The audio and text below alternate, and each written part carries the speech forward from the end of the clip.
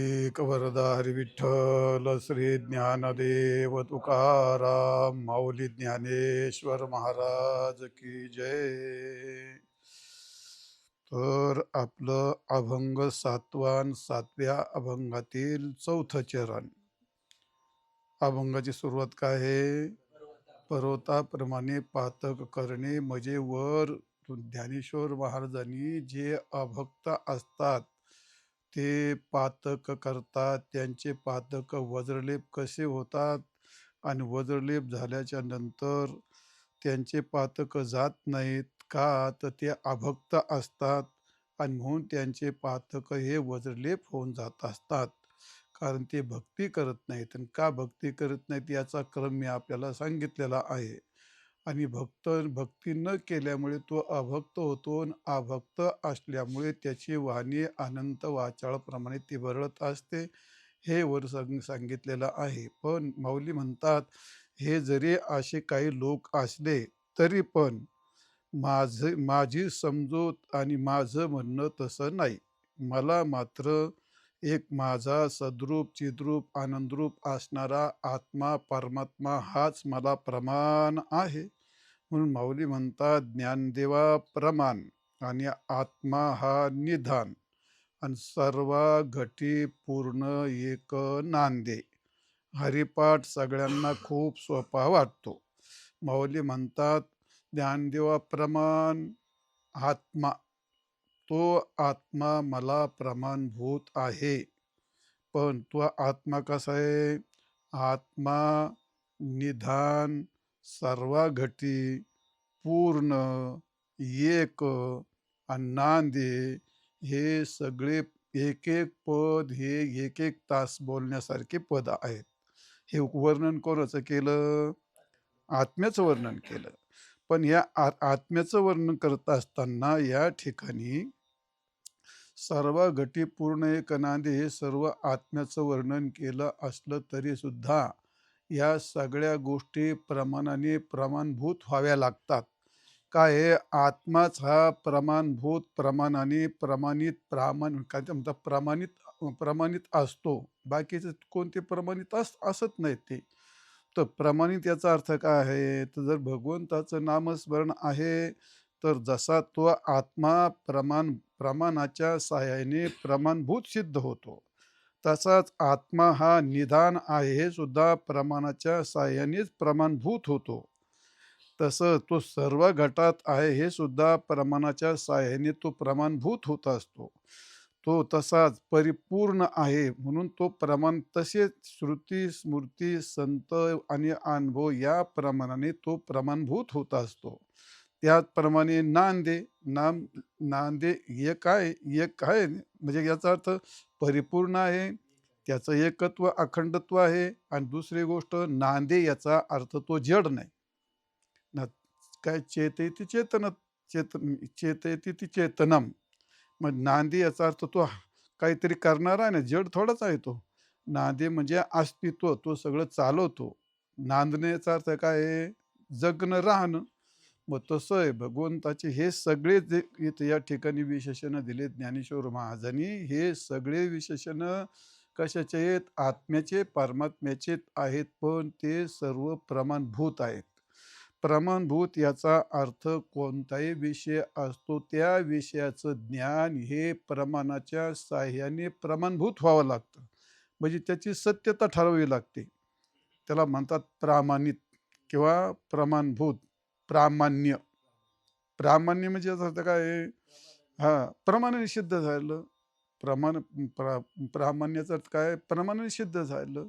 आणि प्रमाणाच्या द्वारा झालं ज्ञान, त्याला काय म्हणतात? प्रमा.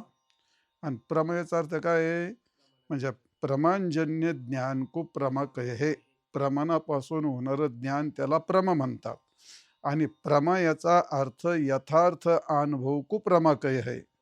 म्हणजे यथार्थ अनुभवात आलेलं ज्ञान ते प्रमा असतं. प्रमाणाच्या द्वारा झालेलं ज्ञान ते पण प्रमा असतं. आणि श्रुती स्मृती प्रमाणाने सिद्ध झालेलं ज्ञान ते सुद्धा प्रमा असतं. इंद्रियाला पण प्रमाण म्हणतात की नाही? इंद्रियाला तुम्हाला पाचव्या तरंगात जाईल, इंद्रियाला सुद्धा प्रमाण म्हणतात. आणि त्या प्रमाणाने घटाचं पटाचं जे ज्ञान होतं, मग ते ज्ञान कसं आहे ते प्रमाणित येते. मग ते सत्य अबाधित ज्ञान आहे ते व्यवहाराच्या दृष्टीने. म्हणजे प्रमाणाच्या सहाय्याने होणारं ज्ञान ते कसं असतं, प्रमाणभूत असतं, प्रमा असतं, सत्य असतं आणि म्हणून त्याला म्हणतात यथार्थ अनुभव. ते पण सत्य असतं. इंद्रियद्वारा झालेलं ज्ञान हे सुद्धा प्रमाणित आणि ते सुद्धा व्यवहारीमध्ये कसं अबाधित सत्य असतं.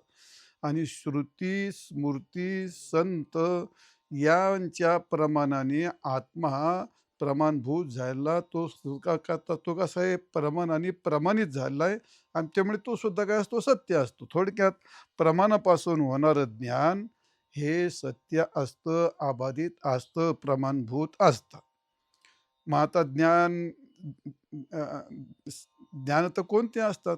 संशय ज्ञान आहे का नाही? भ्रमज्ञान आहे का नाही? संशय ज्ञान आहे, भ्रमज्ञान आहे, विपरीत ज्ञान आहे का नाही? आहे. परोक्ष ज्ञान आहे का नाही? आहे. स्मृती ज्ञान आहे का नाही? आहे. मग आता संशय ज्ञान हे हे प्रमाणाने प्रमाणित आहे का ते ज्ञान? नाही. बरं भ्रमज्ञान हे प्रमाणाने प्रमाणित आहे का ते ज्ञान? नाही. मग तसं तुम्हाला विपरीत ज्ञान असतं. ते काय प्रमाणाने प्रमाणित आहे का? नाही. मग परोक्ष ज्ञान असतं. मग परोक्ष ज्ञान हे सत्य असतं. प्रमाणाने प्रमाणित प्रमाणाने ते प्रमाणभूतही असतं. परोक्ष प्रमाणे शब्द प्रमाणाने.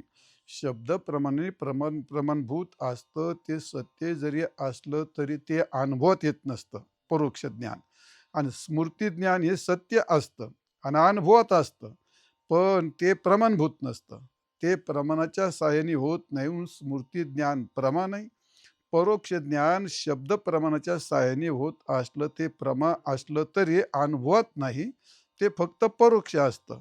त्यामुळे म्हणून ते सुद्धा प्रमाणित नाही. आणि स्मृती ज्ञान हे सुद्धा ते प्रमाणित का नाही? ते अनुभवत येत नाही.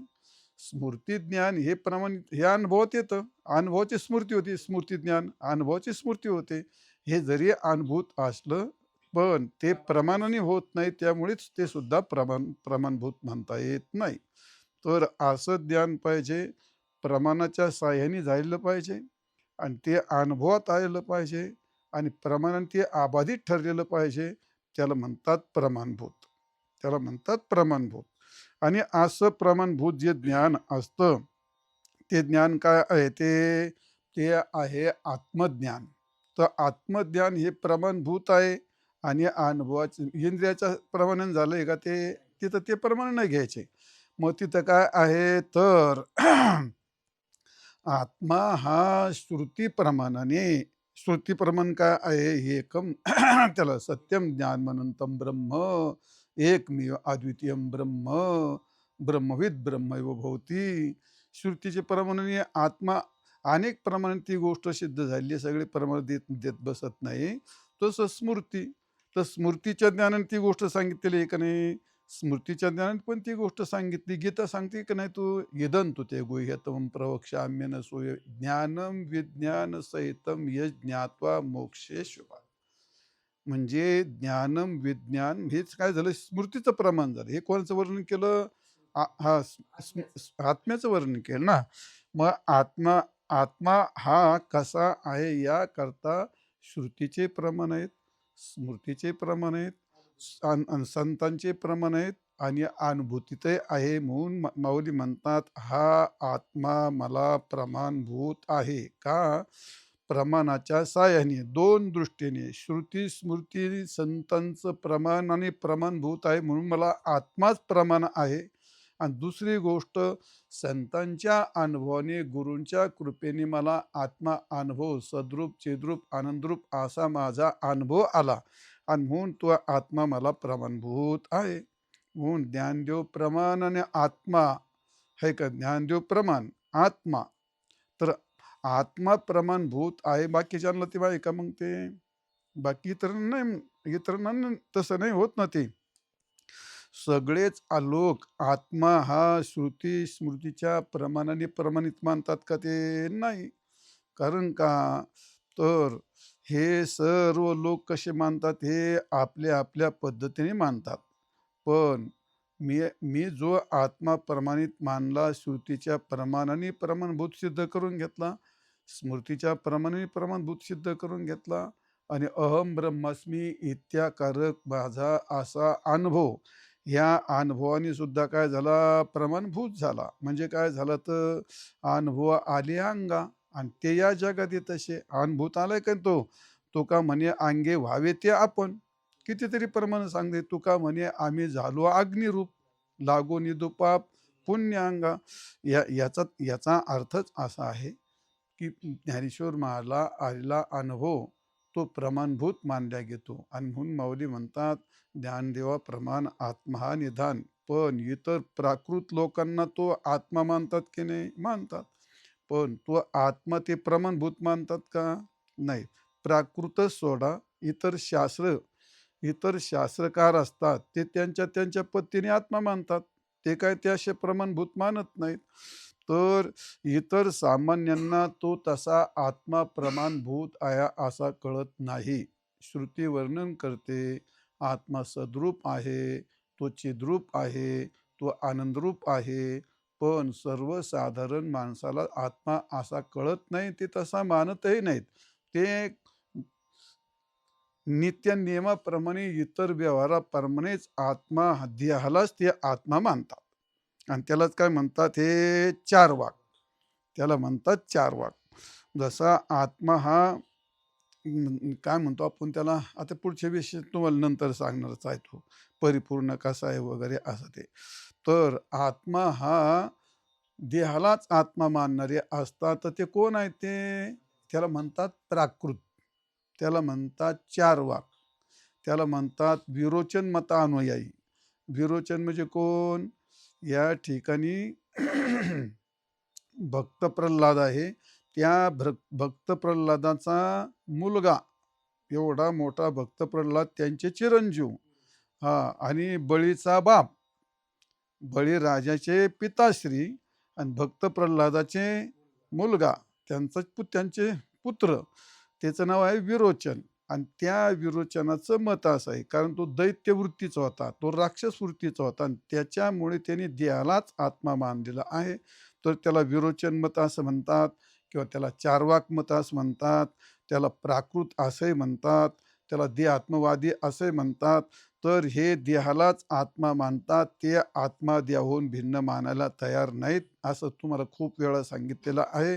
त्यांच्या मतामध्ये म्हणजे जे कशा करता सांगितले, तर सर्व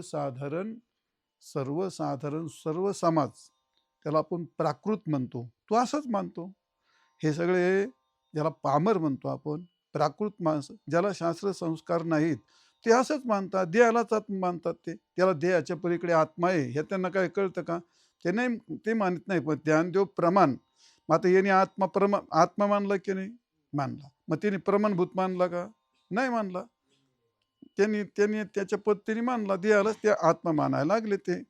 म्हणजे याचा अर्थ, जशी आपल्याला विचारसागराच्या 5व्या तरंगामध्ये याचं विवेचन केलेलं आहे, प्रत्येकाने आत्मा कोणाला कोणाला कसा कसा मानलेला आहे. मग पहिला अन्नमय कोश कोणी मानला, तो या प्राकृत प्रामर लोकांनीच मानलेला, तो चारवाकांनीच मानलेला आहे. ते काय म्हणतात, तर जे प्रत्यक्ष दिसतं, म्हणजे अन्नमय कोश म्हणजे स्थूल शरीर, आणि स्थूल शरीर हाच आत्मा आहे. कशामुळे ते, कारण प्रत्यक्ष अहमबुद्धी कुठं होती, शरीराच्या ठिकाणी. बरं, सर्वाची प्रेमबुद्धी कुठं होती, शरीराच्या ठिकाणी.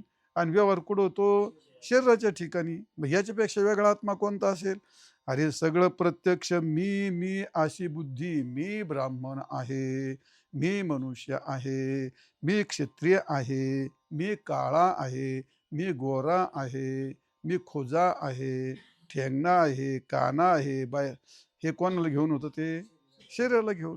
याच्यापेक्षा वेगळं काय. आणि आपले मित्र, पत्नी, काय सर्व हे सगळे प्रेम कोणावर करतात, आत्म्यावर. आत्मा का दिसतो का, तुम्हाला तरी कळतो का.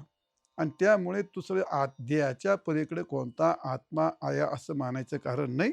देह हाच आत्मा आहे.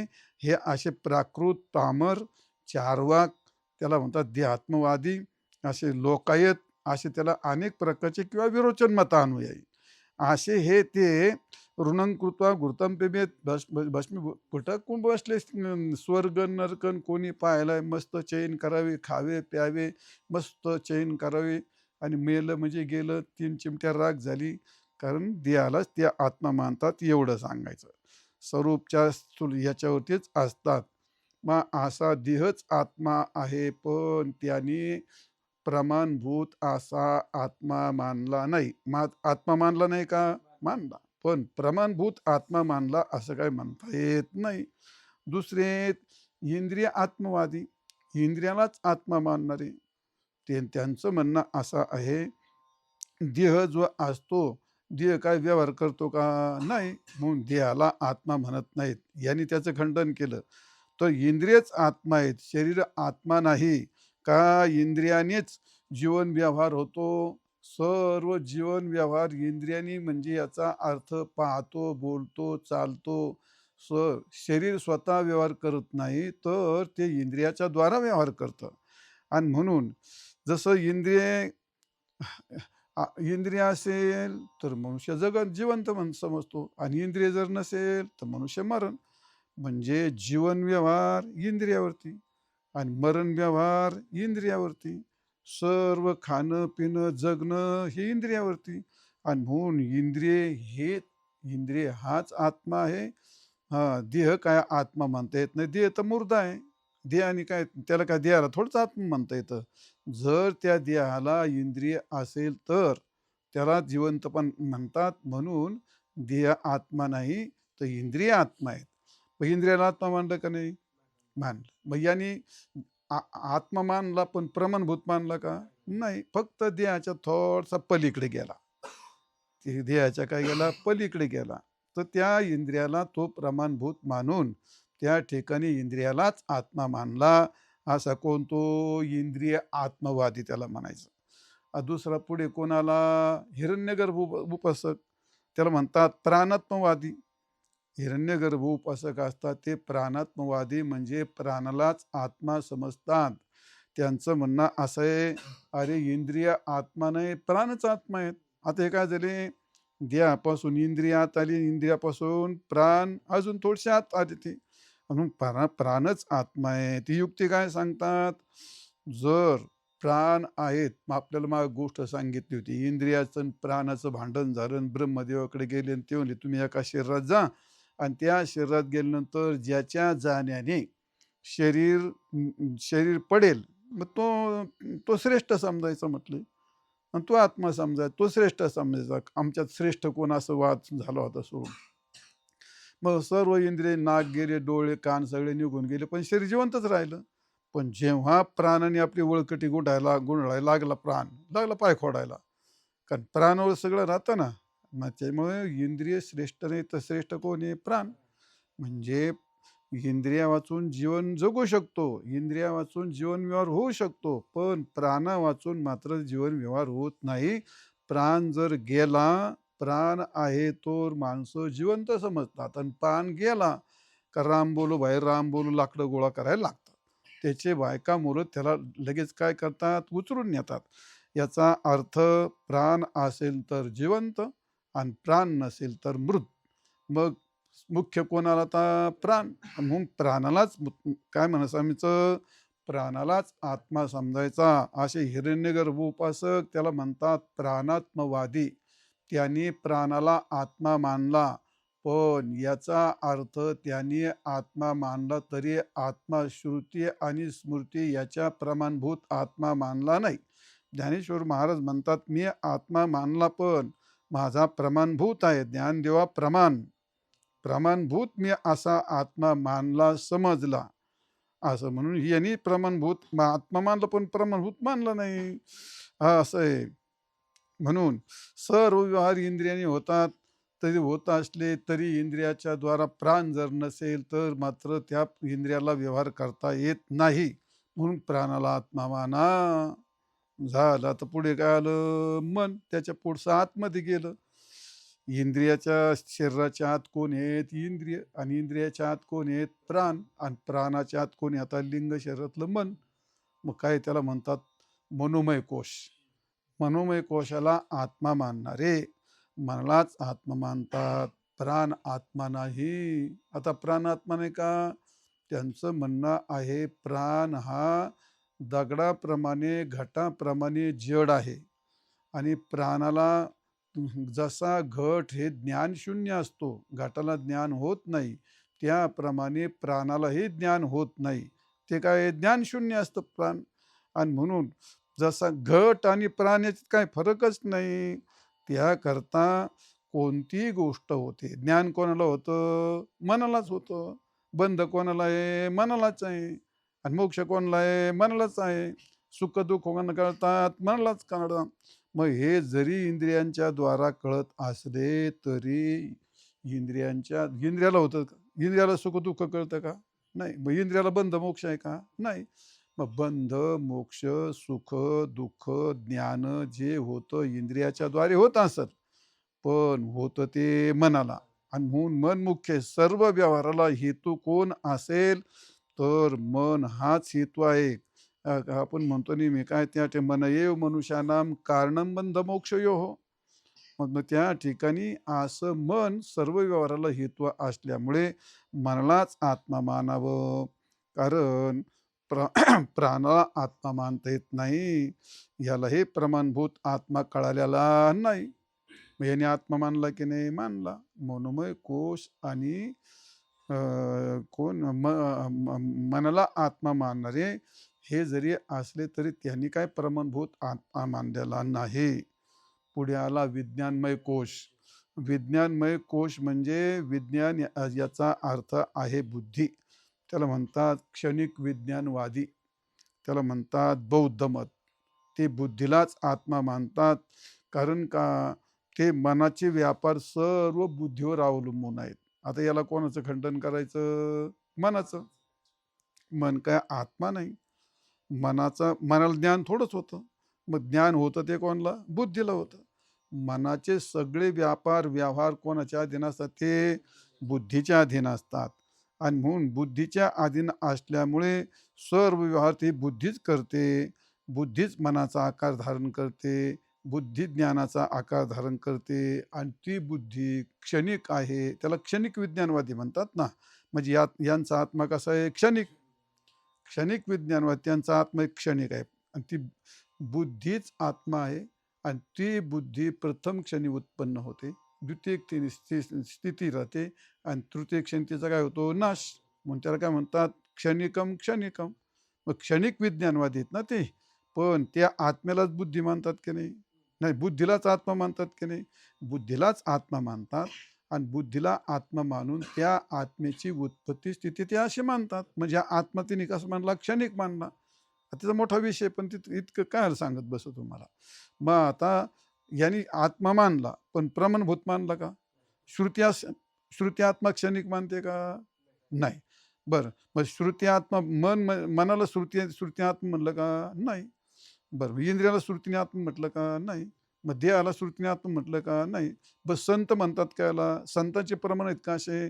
संत श्रुती गीता हे देहाला आत्मा मानत नाहीत, ना ते देहाला आत्मा मानत नाहीत, न इंद्रियाला आत्मा मानत नाहीत, प्राणाला आत्मा मानत नाहीत, मनाला आत्मा मानत नाहीत, आणि बुद्धीला आत्मा मानत नाहीत. तर हे बुद्धीच्या ही पलीकडे अजून कोण असतो? तो आनंदमय कोश. मग याला म्हणतात भाट्ट मत, चित जडवादी म्हणतात. तर ते चित जडवादी काय म्हणतात? आत्मा मानतात ते पण जड आणि चेतनरूप असा आत्मा मानतात. तो जड आणि चेतन कसा? आत्मा जड आणि चेतनवादी आहे, चेतन आहे म्हणले. सुषुप्तीमध्ये गाढ झोपतो त्या काळात त्याला ज्ञानाची कोणती साधने नसतात. मग तो काय जड होऊन पडलेला असतो. मग जड होऊन पडतो त्या कालामध्ये ज्यावेळी तीच गोष्ट सुखम स्वापसम, सुखाने झोपलो होतो, मी काही जाणत नव्हतो, पण मग सकाळी झोपेतून उठल्यावरती त्याला त्याची स्मृती होती का नाही? मग त्याची स्मृती होते, काय ते झालं? ते ज्ञान झालं ना ते. मग झोपेमध्ये आत्मा जड होता, आणि जागृतीत त्याची स्मृती होऊन जे ज्ञान झालं, तर ते ज्ञान काय झालं? चेतन रूप झालं. म्हणजे आत्मा प्रकाश आणि अंधकार याप्रमाणे चित जड त्याला म्हणतात. आत्मा काय? चित जड आहे. हे आनंदमय कोश आनंदमय कोशकार असं मानतात. प्रकाश आणि अप्रकाश. मग जेव्हा आनंदमय कोश असतो, त्या काळात सुषुप्तीमध्ये अज्ञान जरूर असतं, पण त्या अज्ञानामध्ये आभास असतो आणि तो आभास प्रकाशरूप असतो आणि त्या प्रकाशामुळे त्याला स्मृती होते. चिदाभासामुळे स्मृती होते आणि जागृत आलं तर तो सांगतो. म्हणजे तात्पर्य काय आहे? त्यांच्या मतामध्ये चितही मानतात आणि जडही मानतात. आत्मा प्रकाश रूपही मानतात आणि अप्रकाश रूपही मानतात. तर त्याला चित जडवाद म्हणतात. असा आत्मा श्रुती सांगत नाही, संत गीताही सांगत नाही. आत्मा जड आणि चित असा आहे नाही, असं काही सांगत नाही. तर आत्मा हा चेतनरूप आहे. तो असा याने आत्मा मानला, पण तो प्रमाणभूत मानला नाही. कारण मग या सर्व मताचं खंडन नाथ महाराजांनी काय केलं, या सर्व मताचं खंडन करून टाकलं, की बाबा हे मत असे असले तरी त्या संतांनी ते प्रमाणभूत नाही. एकनाथ महाराज म्हणतात, अरे देह देह जसा आत्मा नाही, तसं देहाचे पंचतत्व पृथ्वी, जल, अग्नी, वायू, आकाश हे जे पंचतत्व पंचतत्व पंचतत्व हे आत्मा नाही. त्याच्याहून बनलेला देह हे आत्मा नाही. त्याप्रमाणे त्याचे इंद्रिय ते पण आत्मा नाहीत आणि त्या इंद्रियांच्या ज्या देवता असतात त्या पण आत्मा नाहीत आणि त्याच्या पलीकडे अंतःकरण असतं. त्यात मन, बुद्धी, चित्त, अहंकार ते जरी किती ज्ञान होत असतं तर ते पण आत्मा नाहीत. हे सर्व असले तरी हे सर्व अनात्म्यात जातात. नाथ महाराजांनी त्यांचं असं मस्त गोड खंडन केलंय. त्याने असं म्हटलं या ठिकाणी, देह आत्मा नव्हे पार्थिवपणे.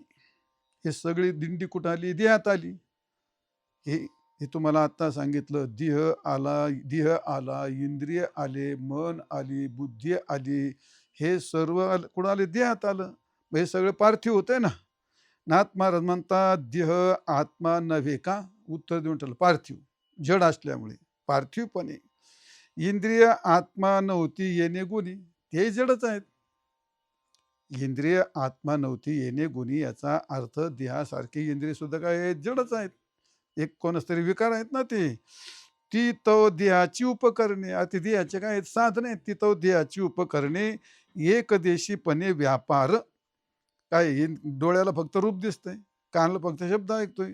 त्याचं काय आहे? एक एक इंद्रिय दुसऱ्या इंद्रियाचा विषय घेतं का? ते नाही. त्यामुळे इंद्रिय हे एकदेशीच असतात, ते बी जड असतात आणि ते फक्त व्यापाराची उपकरणं साधनं असतात, म्हणून त्याला आत्मा म्हणता येत नाही. इंद्रिय अधिष्ठात्री देव, तोही आत्मा नव्हती सर्व. त्या इंद्रियांच्या ज्या ज्या देवता आहेत त्या देवता सुद्धा त्याला आत्मा म्हणता येत नाही. त्याशी इंद्रियांचा अहंभाव, त्या प्रत्येक देवतेला त्या त्या इंद्रियाला ज्ञान करून दिलं त्याचाच अहंभाव असतो. जशी हाताची देवता इंद्रिय असते, प्रत्येक नेत्राची देवता सूर्य असते. प्रत्येकाची देवता वेगळी असते का नाही? मग इंद्रिय नाहीत आणि इंद्रियाच्या देवता पण नाहीत, त्या पण आत्मा नाहीत. कारण त्यांच्या ठिकाणी पण अहंभाव असतो. आत्मपदी ठाव त्याला कसं काय आत्मा म्हणता म्हटले तुम्ही? आता नाथ महाराजांनी कसं कटिंग करीत आणली? देह नाही, इंद्रिय नाही, इंद्रिय हे सगळे त्याची उपकरणं आहेत, म्हणून त्यांना आत्मा म्हणतात. देह चाळिता जो प्राण, भागवतात. या सगळ्या देहाला इकडं तिकडं चलन वलन करणारा जो प्राण असतो, तो हे आत्मा नव्हे जाण. देह चाळिता जो प्राण, तो हे आत्मा नव्हे जाण. कारण का? प्राण केवळ अज्ञान, ते घाटासारखं जडच आहे. ते केवळ अज्ञान करी गमनागमन देह संगे. फक्त तो देहाकून गमनागमन करून घेतो, ढेकर देतो, पापण्या हालितो, काय करतो? सगळे क्रिया करतो तो. पण त्याला हे आत्मा मानता येत नाही. अज्ञान असल्यामुळे, अज्ञानाचं कार्य असल्यामुळे. प्राण जरी आत्मा होता, ज्ञानेश्वर आपलं एकनाथ महाराज म्हणतात, जर प्राण आत्मा असता एखाद्या येड्या, तरी तो देहासंगे न वचता देह जाळला, मग ते आत्म्यासारखं राहायला पाहिजे होता ना. देह जाळल्याच्या नंतर तो पण जातो ना, जळायलाच जातो का नाही? जर प्राण हा आत्मा असता तर देहाबरोबर तो जळाला नसता, तो राहायला असता. या लागे प्राणाशी निजात्मा जाण सर्वथा घडेना. म्हणून प्राणाला हे आत्मा म्हणता येत नाही. नाथ महाराजांनीच याचं खंडन केलं. आणि त्यामुळे हे सर्व जे मतवादी आहेत, या मतवाद्यांनी आत्मा मानला. आत्मा पण प्रमाणभूत मानलेला नाही. त्यांनी मानला, त्यांच्या पद्धतीप्रमाणे मानला, पण यांनी काय प्रमाणभूत मानला नाही. अनेक लोक आपल्या आपल्या शास्त्राप्रमाणे, आपल्या आपल्या पद्धतीप्रमाणे ते मानतात, पण असं ते काय मानायला तयार नाहीत. त्याचं कारण काय? त्यांच्या मानण्यात सगळी चूक झाली आहे. म्हणून ज्ञानेश्वर महाराज म्हणतात, अरे त्यांनी मानलं त्यांची चूक आहे का? नाही, त्यांच्या मताप्रमाणे त्यांनी बरोबर मानलं, पण श्रुतीच्या मताने नाही आत्मसिद्ध होत. स्मृतीच्या मताने ना आत्मसिद्ध होतो. ते शास्त्र संतांच्या प्रमाणे नाही ती गोष्ट सिद्ध होत. आणि म्हणून आत्मा मानतात, पण श्रुती, स्मृती, अनुभूती आणि संत यांच्या प्रमाणाने तो आत्मा प्रमाणित होत नाही. आणि म्हणून त्याची तशी सिद्धी होत नाही. त्याच्या पलीकडे तसा कोणाचा अनुभवही नाही. बरं, मग झालं.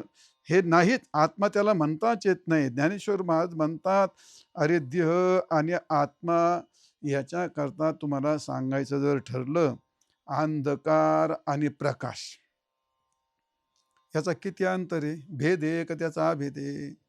बरं, मेलेला मृत, मुर्दा आणि जिवंत यातला किती अंतर आहे? लक्षात आलं तुमच्या? रात्र आणि दिवस यातला अंतर आहे, भेद आहे का भेद आहे? कापूस आणि सोनं, त्याप्रमाणे देह आणि आत्मा हे जेवढे तुम्हाला वर्णन सांगितलेत ना, यातला दोघातला जसा प्रकाश आणि तेज ते विरुद्ध स्वभाव आहे. आत्मा आणि देह याचा अत्यंत विरुद्ध आहे. दिवस आणि रात्र याचा अत्यंत विरोध आहे. मेलेला आणि जिवंत याचा अत्यंत विरोध आहे. कापूस आणि सोनं याचा पण खूप विरोध आहे. तसा देह आणि आत्मा हे अत्यंत विरुद्धी आहेत. देह वेगळाच आहे, देहातले हे सगळे उपकरण पण वेगळे आहेत. यांचा भेद आहे. यांचं कसं अंतर आहे हे आपल्याच्या अनुभूत आहे. आणि म्हणून माऊली असं म्हणतात, अरे उजेडा आणि अंधारिया जो पाड मृता उभया, तेच गा आत्मया देहा जाण. हे जसं तुम्हाला वर उदाहरण सांगितलं, तसं देह आणि आत्मा इतके भिन्न आहेत. मग या देहाला आणि याला इंद्रियाला तुम्ही आत्मा कसं काय म्हणता? हे ज्ञानेश्वर महाराजांनी पण दिलंय, एकनाथ महाराजांनी पण दिलंय. हे काय तुम्हाला शास्त्र सांगायचं म्हणून नाही सांगितलं तुम्हाला. त्याने आत्मा मानला, पण प्रमाणभूत नाही. संतांनी मानला तो आत्मा प्रमाणभूत आहे. म्हणून ज्ञानदेव प्रमाण आत्मा प्रमाणभूत. आणि पुढे काय? निधान. निदान याचा अर्थ सर्वाला अधिष्ठानभूत असणारा, पण थोडंसं समजून घ्यावं लागतं. गतिर्भरता, गती याचा अर्थ गतिर्भरता प्रभू साक्षी निधानम निवास शरणम सुहृत प्रभो प्रल प्रलम स्थानम निधानम बीजमव्यम. 9व्या अध्यायामध्ये बोलतो, 18वा श्लोक असन. आणि त्या 18व्या श्लोकामध्ये भगवंताने निधान शब्दाचा अर्थ सांगितला. आणि कोणाकरता वापरतो? आत्म्याकरताच वापरला. तर मग आत्मनिधान काय असतो? आत्मा हा सर्वाचं अधिष्ठानभूत असणारा आत्मा. त्यावेळी त्याला काय म्हणतात? निर्गुण, निराकार, अनादि ब्रह्म. पण निधान शब्द ज्या कालात येतो तो आत्म्याकरताच वापरलेला असतो.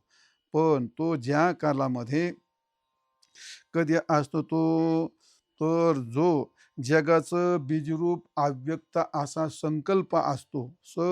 संपूर्ण जगाचं प्रलय झाला, आणि प्रलय झाल्यानंतर हे सगळं सगळे जीव, सगळे हे भगवंताचे संकल्परूप असतो असा मायेमध्ये.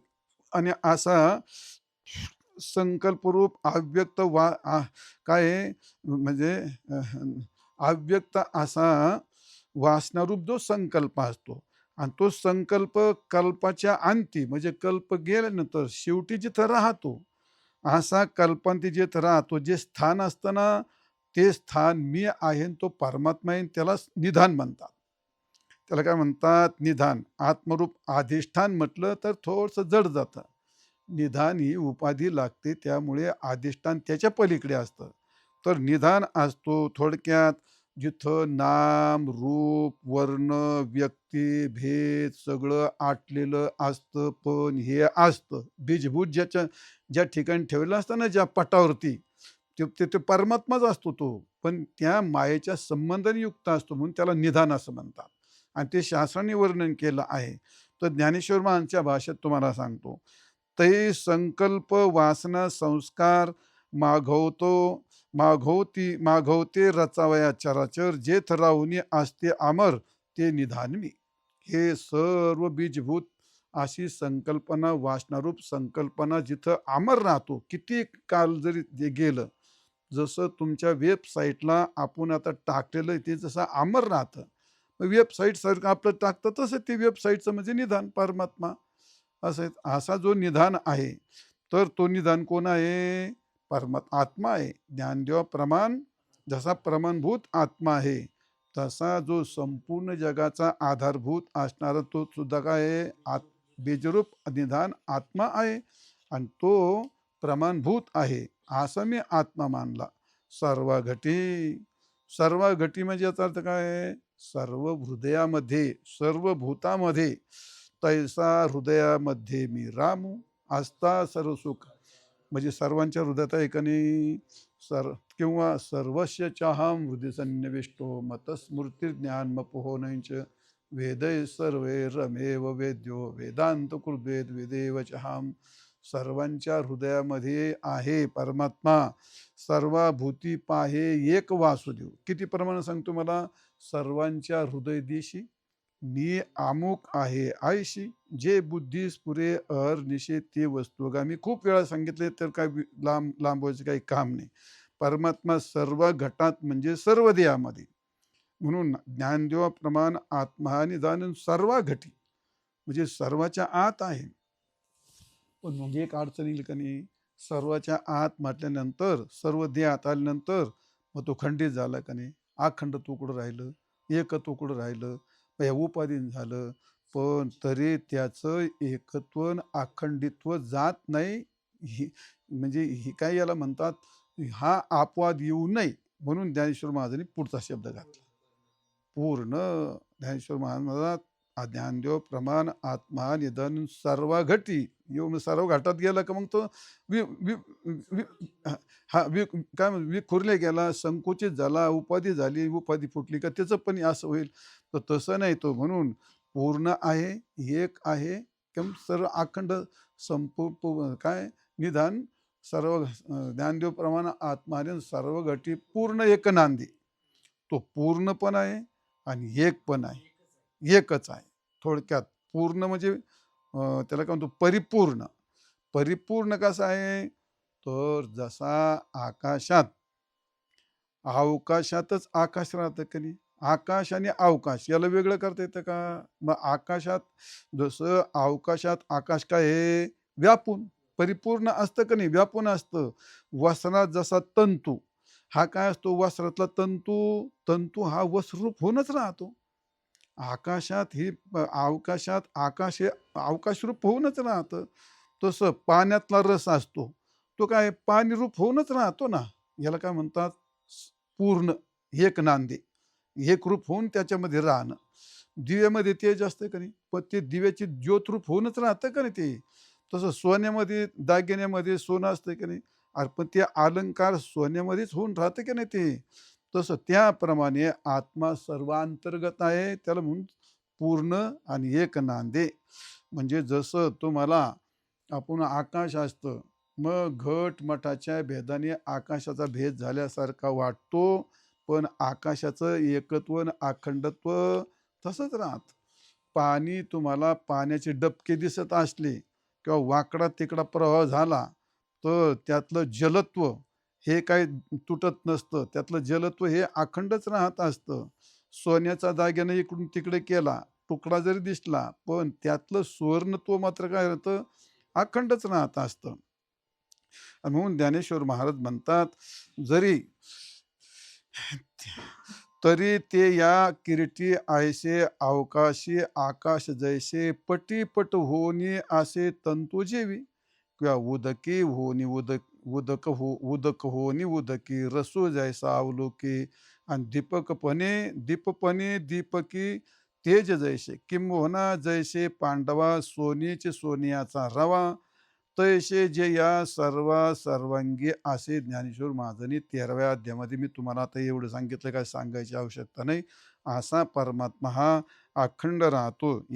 का यदा सर्वगतम सौक्ष्म्यात आकाशम नोपलिप्यते सर्वत्रावस्था देहे तथात्मानोपलिप्य. तो कशाशी लिप्त होत नाही. सर्वात मात्र तो शून्य स्थावर जंगम व्यापुनी राहिला आकळ.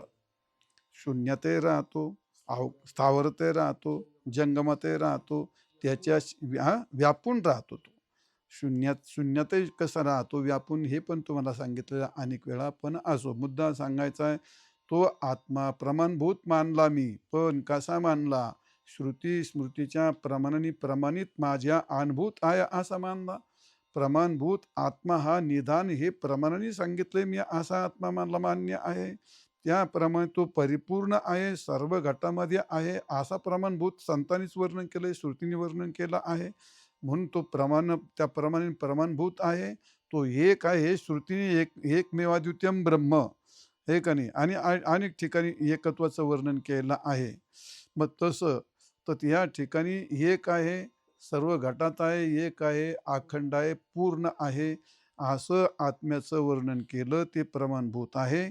आणि तसं मला कळालं वरच्या वळी सांगितलेल्या अभक्ताप्रमाणे मी असं वेगळं काही केलं नाही, तर मला आत्मा मात्र प्रमाणभूत आहे असं ज्ञानेश्वर महाराजांनी 7व्या अभंगाच्या 4थ्या चरणामध्ये आपल्याला आत्म्याचा अनुभव कसा प्रमाणभूत आहे असं थोडंसं वर्णन केलं. आणि आता या वर्णनामध्ये ज्ञानेश्वर महाराजांनी आत्म्याचं चित्र सांगितलं. म्हणजेच हरिपाठ हा ऐकावा लागतो, तो इतका सोपा नसतो असं मौलीने या ठिकाणी प्रमाणभूत आत्म्याचं वर्णन केलं आहे. असो, पुंडलिक वरदा हरिविठ्ठल श्री ज्ञानदेव तुकाराम माऊली ज्ञानेश्वर महाराज की जय.